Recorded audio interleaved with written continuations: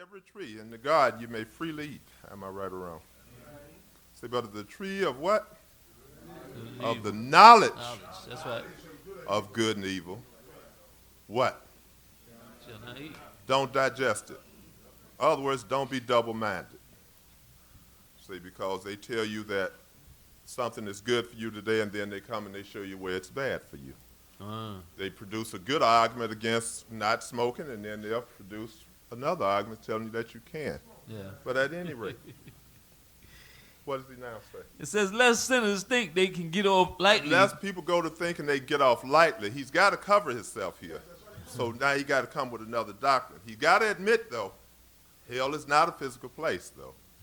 But before you get all happy, okay, here's what.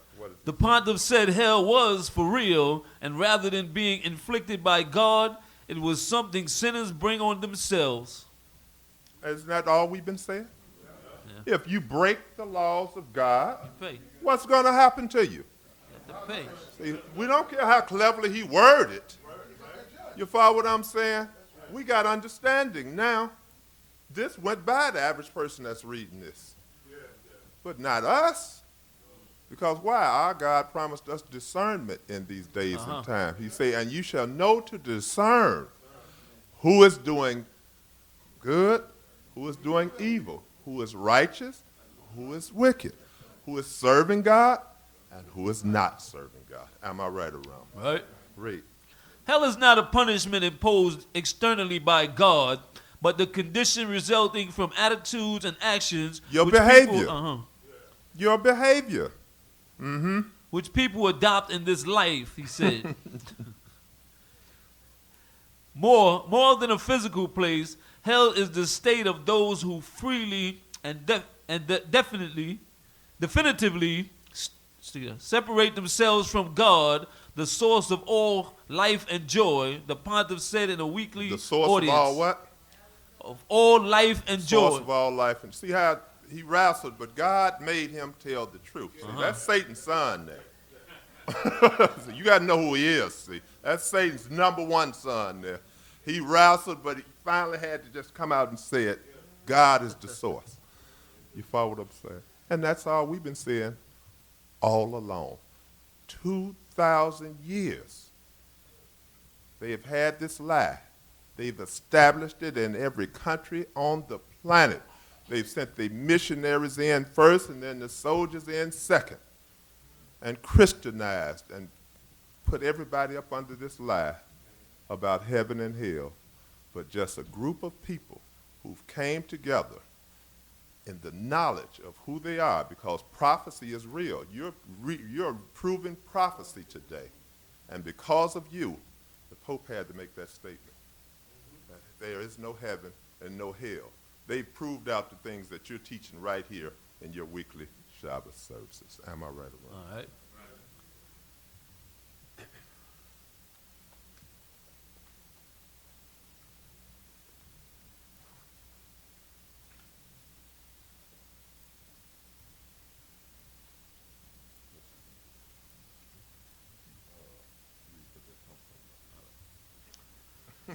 Comes from the Global and the Mail, Canada's national newspaper. This is in Canada. Founded 1844, When Thursday, the July. Pope came here, he came to America, he went to Canada, he went to some other places, didn't he? This is July 29th, 1999, the next day from the. He went the next day to Canada. That was the 28th, right? Right. Go ahead. Pope John Paul declared to the world yesterday that hell has no physical address to which the damned are consigned by God. Rather, it's self-imposed. You follow what I'm saying? God got Satan on a mission. You hear what I just said? God got Satan on a mission because why? Satan has to do what he's told to now. He left from here and went to Canada. He went from Canada and went to Australia. He went all these different places with this same message. Why? Because you have got to be verified in these end days. You have got to be verified. We ain't got time to be arguing with nobody Jewish. Anybody that's Jewish, I clap my hands for you. Because you're just a suffix. Jew-ish. You pertain to the matter, but you're not the matter. Dig that. You want to be me, but you can't. So I ain't got time to argue with you. Oh, you said you're Jewish. You follow what I'm saying? You Jewish. you wish. Are we all right so far? All right. So,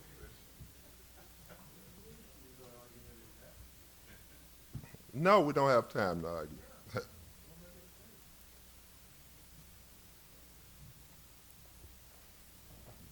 Just a few things just to start off with.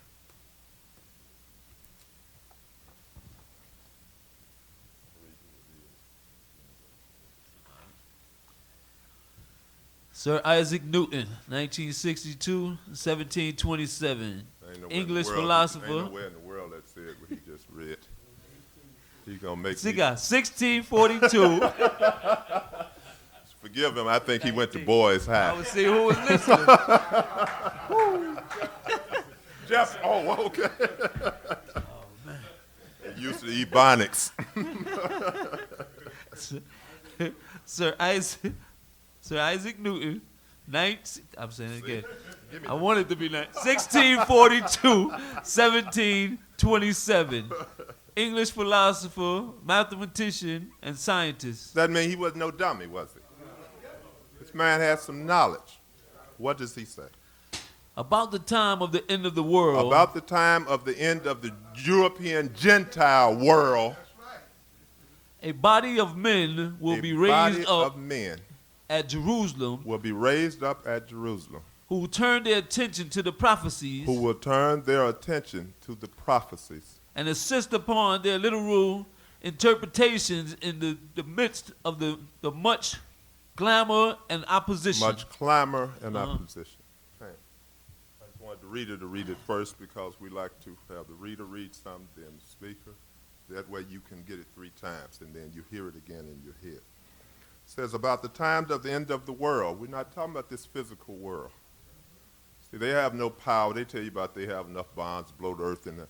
They don't have power to do anything. See, but it's this European Gentile dominion that Daniel spoke about that would be given.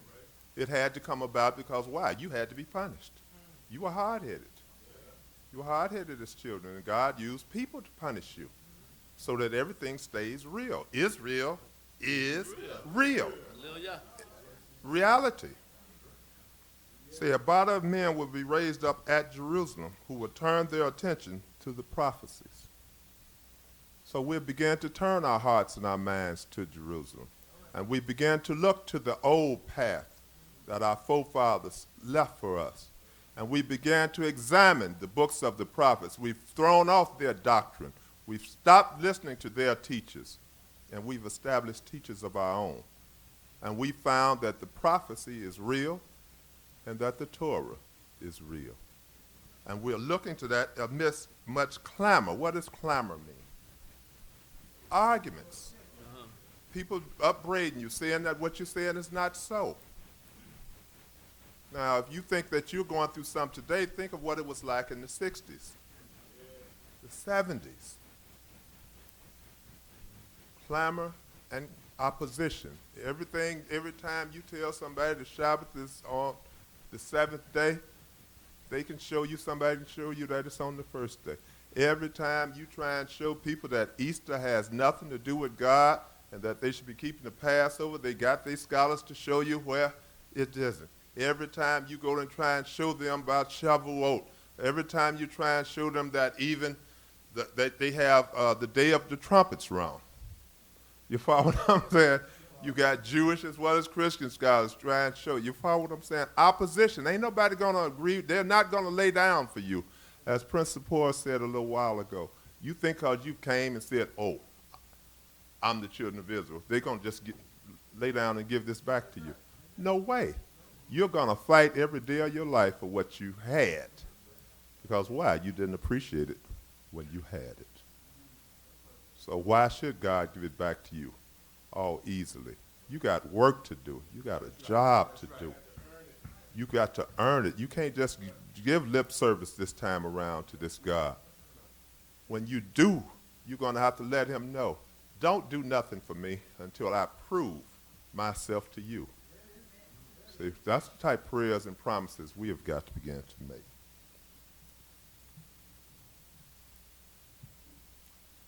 There are some books called the Qumran Scrolls, where they mention in them that the sons of light will do battle with the sons of darkness. The Essenes wrote 2,000 years ago, the sons of light. What is light?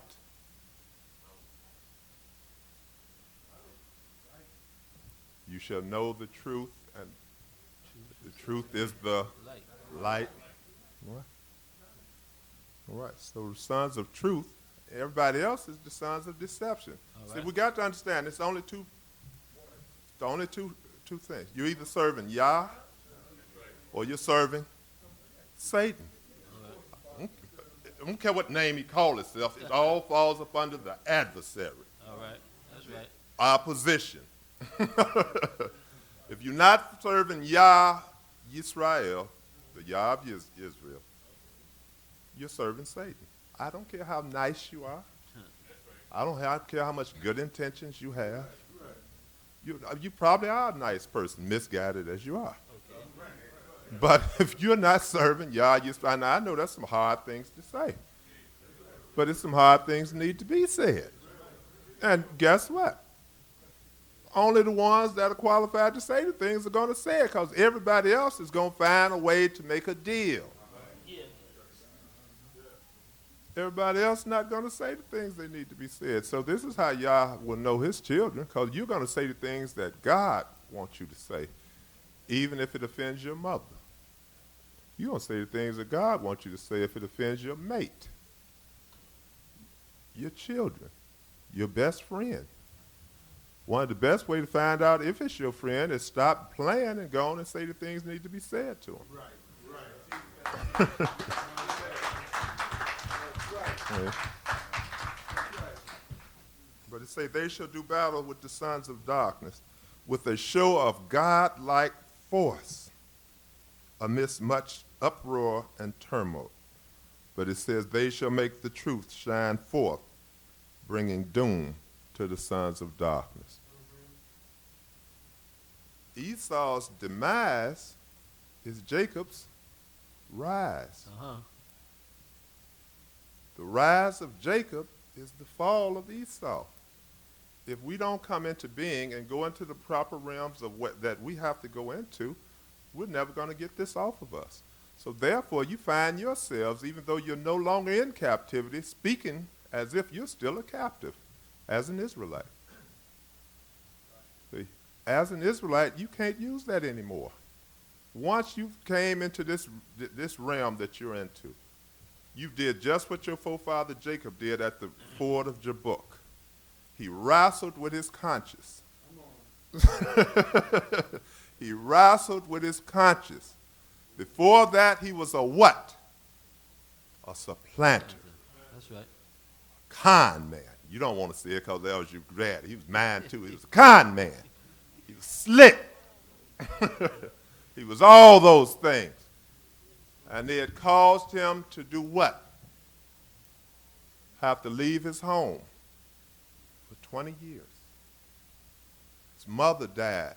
He wasn't even there for the funeral. Never saw her again. Raised children up around him who were raised up in a divided household, fighting among one another to the point that they actually were going to kill one and end up selling them into slavery. All these things he suffered until he wrestled with that Yah man.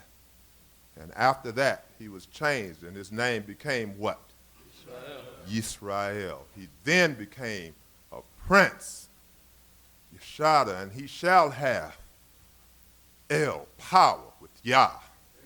Follow what I'm saying? And that's where you're at today. So you went through this. You wrestled with it. You all did the same wrestling. You all had to say, no, I don't want no bacon this morning. You all had to say, I don't do that no more. right. You all had to put on that long skirt and be teased the first time. Wait a minute, what you supposed to have on, honey? Tease. You all had to take that breath and come out that door the first time. Okay, right. And come out there with that new you. Am I right or wrong? We all went through it. That's right. You all had to, as young men, move into a realm where you qualified, first of all. I'd hate to find out that I still have to take turbans off somebody's head this late in the game. That you've qualified to wrap a turban. Because one thing we've said, we don't wrap turbans around empty heads. You follow what I'm saying? Because you'll go right out of here and stick somebody up with a turban on. You go right out of here and lie and deceive and do all kind of things with what? Your culture on. Am I right or wrong? But you all had to wrap that turban the first time, go out the door. Some of you wanted to wrap it around a brother where you could walk with him. But eventually you had to leave out the door by yourself. And step outside. You more conscious of it than the people are. You looking up trying to see the turban yourself walking. That's right. Am I right or wrong? That's right. Right. So you wrestled with that other you, and you've came out who you are today. The children of Yisrael. Am I right or wrong? Right. And now you didn't go through that for yourselves, though. You have now got to pass it on to someone else. That's right. For you to go from one end of the year to another one and not even talked about waking somebody else is criminal as Israelite. It's criminal. How can you have the truth in you? You follow what I'm saying? Keep it locked up. And you keep it locked up in you? That's a sin. Yes, it is. Jeremiah the prophet was thrown into a sewer. Today it's a sewer. And you know what goes in the sewer. Because God takes these men, and as Prince says, your lives is not yours. Not once you get on the right track, your life don't belong to you no more. And so God tested them further. First, they had whooped him. And now they throw the man into a pit, a sewer. And it took a heathen to bring him out of it, wasn't it? Wasn't another Israelite. What was it? What was it? An Ethiopian, right? And God sent to bring him out of the pit. So after Jeremiah got all cleaned up and where he could stand and smell himself, he said he was through. He wasn't going to prophesy no more. That's it. This God is too rough for me. I can't deal with him no more. I'm through. And he thought he was gone on his way. When all of a sudden something hit him smack in his butt. And he said, whoa! Ooh! Then he said, the words were like fire shut up in my bone, and he had to prophesy. How can you have the truth in you and not share it with nobody? The words are supposed to be like fire in you. Ain't nobody supposed to overtalk you. Talking about how great their religion is and building their thing up in front of you. That's all right to be, nice and humble and stand there and wait. Now, as soon as they get through, now, if you noticed, I listened while you were talking. And I want you to give me the same respect. You got to cut them off ahead of time because trust me, as soon as they see where you're going, they're going to start interrupting. So you have to frame yourself, Israelites. They say the Torah would be your wisdom. Am I right or wrong? What is the word Torah? It comes from the word Torah, which means instructions. See, your instructions are supposed to have you where you can shape and frame things when you talk. You're not supposed to be stumbling and bumbling. You follow what I'm saying? You frame your conversation to cut them off. Now, I've listened to you patiently, and though I may disagree with you, if you notice I didn't interrupt you. I didn't get all violent. But I heard what you had to say. Now I hope you'll give me the same respect. And now when you go to talking, every time they get ready to blow up, you just, No. oh, I'm not quite through yet. Because believe me, once they see where you're going, it's going to happen. I don't care how you frame it, but I just want you to do it. I just want you to do it so you'll say, Chief was absolutely right. Because they're not going to never let you finish. Because you're going to begin to tear down all of those deceptions that they've had locked in their head, just like the 2,000 years of deception that the Pope just admitted to. The great Dr. Martin Luther King said, though a lie be told 1,000 years, yet shall it not stand forever. And you just saw an example of it when the Pope admitted there's no heaven and no hell. Am I right or wrong? Right. So will these other lies begin to fall. They've got to fall. Because why? They're a part of your rise. As you rise, you've got to begin to smash deception in the earth. You're not just rising to go back to no land. Get real. The earth is infested with evil. And you got a job everywhere in the earth that God is going to send you.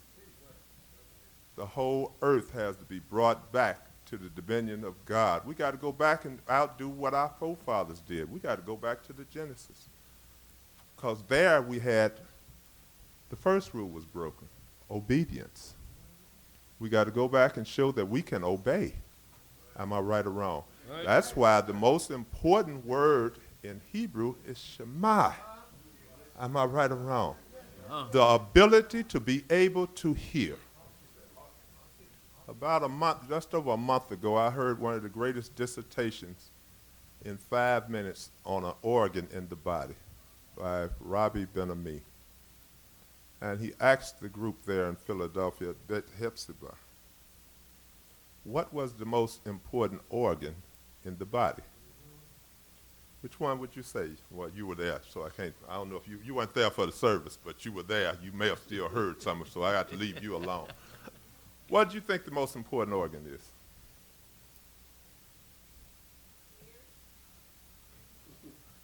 Good try. What do you think? I'm not going to be sidetracked. What do you think the most important organ in the body? The heart, okay? What about you, young man? The mind. Mind and the heart kind of same, aren't they? This is not but a vessel. But okay, I'll take that as two different answers. Okay, right there. Sister right here. What do you think? Okay. You were the one who said the ear? Okay. What about, who all agree with the mind? Who all agree with that the mind is? Don't be ashamed. Now we're among ourselves and we're learning. I don't like it when I see people all, you're learning. You never learn playing like you know. You just leave out of here a bigger dummy than you were. So, who all believe that the mind is the most important organ? Okay. Who all believes the heart? Most important organ. Stick your hands up. Don't short arm me. Okay. Who all believe the ear? Okay. Anybody believe any of the others? Feet, hands, whatever you may. All right. What is the purpose of the heart? This pumps blood through distribution, and it feeds you oxygen and nutrients that you've ingested. Am I right or wrong? If your ability, so the heart is connected to what you eat also then, isn't it? So if you have a bad diet because your inability to hear what God told the Israelites pertaining to diet, you'll eventually have a bad heart, won't you? Because you're going to ingest the wrong things. Am I right? And your heart is going to get bad, and then your heart is going to attack you. See, you never looked at it that way, but that's what a heart attack. What made your heart attack you? It didn't attack me. It attacked you. You follow what I'm saying? What made your heart attack you? You follow what I'm saying? So your ability to hear is more important than the pump. Am I right or wrong? What's the purpose of the mind? To process what? Okay, they're getting into it now. I like it. Process thought. And the things that you hear. Understand it. Come on, come on. Come on, sisters. Y'all sitting here looking all wise. Now, come on, give me. Huh? Memory, all of that. Okay. One thing the mind does, it must be able to process and do all those things that y'all have said. But in order to do that, the blood that's pumped to it with the oxygen, it must be what? Purified and clean. So if you are consuming wrong things, then you're feeding the mind wrong things. Am I right or wrong? They tell you that certain foods are what? Brain food. Am I right or wrong?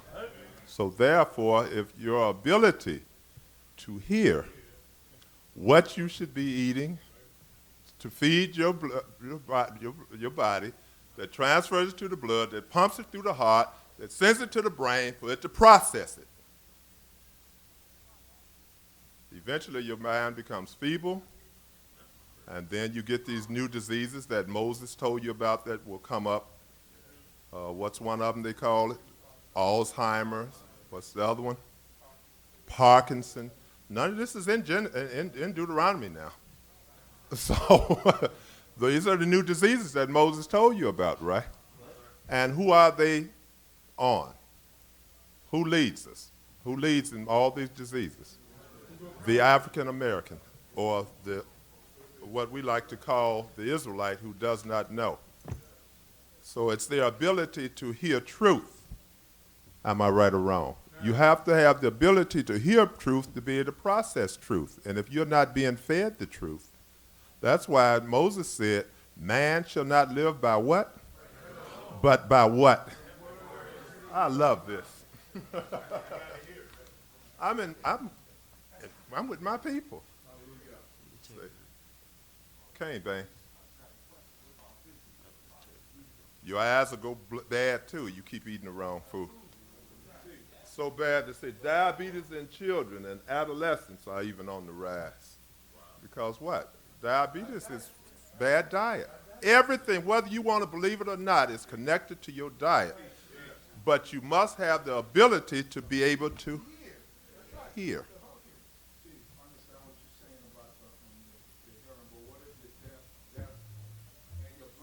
Then you got to pray somebody that's taking care of you can hear.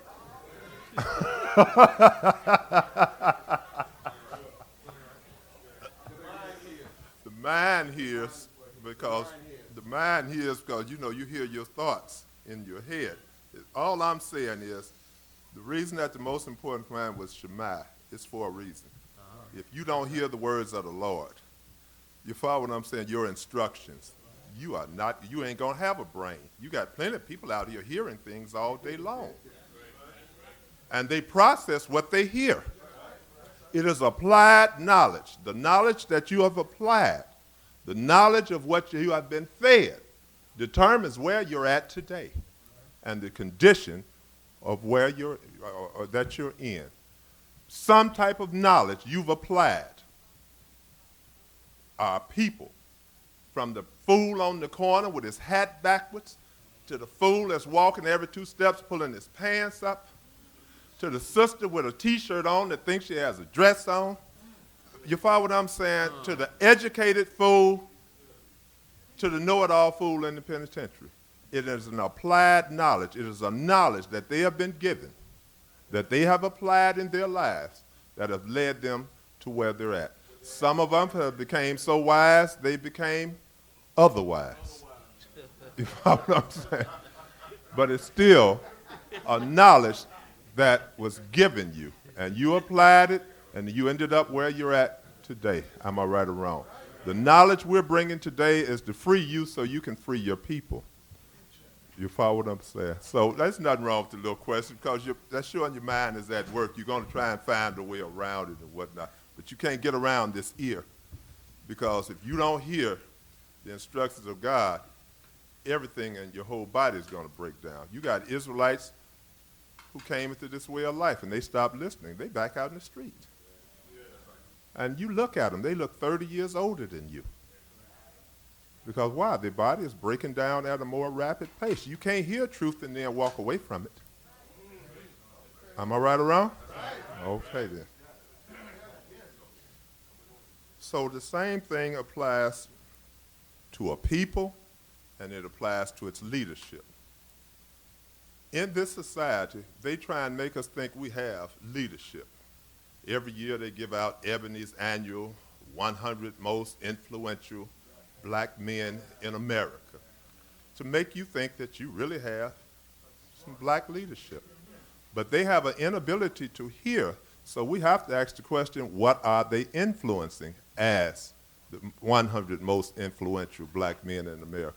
Are they influencing our people to come out of the condition they're in, or are they getting them in deeper? See, because the Israelites, we got these questions we want to know. See, because we're ready now. It's time for us to challenge. See, our job is not to just come and keep Shabbat service, but to move into certain realms. And we are now in the realm of challenge now. We are going to now begin to challenge because Daniel 2:44 is beating us over the head every day, every day, every day. It says, in the days of those kings shall the God of heaven and earth do what? Raise up a kingdom, and this kingdom shall not be left to other people, meaning nobody else can establish it except the people whose job it is to establish it. And it says, this kingdom shall break in pieces and shall consume all other kingdoms, all other technologies, all other educational systems, all other health systems, every other system on the face of the earth. This kingdom is going to break it in pieces and consume it. So we are now at the time that we must begin to challenge. Where are these leaders leading our people? If I was one of these leaders, I would be ashamed to say that I've been over these people the last 20 years. I'd be ashamed to say I'm part of the leadership of the black people in America for the last 30 years. I would be utterly ashamed of myself. Because all you have to do is look. And look at the condition of black people in America. Are they better off than they were in the 60s? Or are we worse now? In the 60s, we were hollering black power. In the 60s, we were saying we wanted to be free. But instead of freedom, they gave us something else. You follow what I'm saying? When we were saying soul power, we wasn't talking about what they were talking about. They took control of the movement, and they gave you tacit leadership to shape and guide you. Leadership that they approved, that would not kick against the prick. They knew how to say all the things you wanted to hear, but never take you to where you had to go. So therefore, as we look, I'd like someone to get me right quick. First thing I want to do is establish standards. Let's try Isaiah 49 and 22. What was the jobs of the priests? To redeem the people again. So you're redeemers. Obadiah said redeemers, plural, shall rise up on Mount Zion. Am I right or wrong? Not one, but each and every one of you. Back to my thing, 7 billion people. And the Yah of the heavens and earth has chosen you. Now you hear me constantly use the term Yah because I try and use the safest term. Teaching over the years and getting with other Israelites, as Prince said, we need a conference table everywhere we're at because no one person knows it all. Yah is the safest word. We find Yah in Psalms. Am I right or wrong? You follow what I'm saying? They couldn't destroy all the things that, you follow what I'm saying? And also in Hallelujah, Yah, what I'm saying? So you hear me say Yah, so you Yah Yisrael. I don't say Yah Shal Yisrael, Yah of Israel, because it's understood. Okay? Maybeam? Okay. But that's where you want to also get to where you use Yah more so than you do an English word, as you also want to do in most of your vocabulary. If you can begin to say Yom Rishon, Yom Sheni, Yom Shalishi, Yom Revi, you follow what I'm saying? That's better than saying Sunday, Monday, Tuesday, Wednesday, because each one of those are a name of a God. And we know we've been commanded, but Satan is a powerful adversary. And he constructed his world where you have to say, I'll meet you Tuesday. You follow what I'm saying? What month is this? January the so-and-so. You follow what I'm saying? And you know Janice. You all know your histories. I know your teachers. You follow what I'm saying? So I know you know. I don't care if you haven't put them to memory. I know you've been taught them. You follow what I'm saying? I can come to Shema Yisrael and tell you, because, well, I'm Shema Yisrael. I'm a part of the body here. Okay? So I know what you've had. You can't slide up to me later on and, you know, Chief, they haven't been teaching me that. No, you missed some services. You know. You don't even go by certain people's house and talk, because they talk about this when they're at home.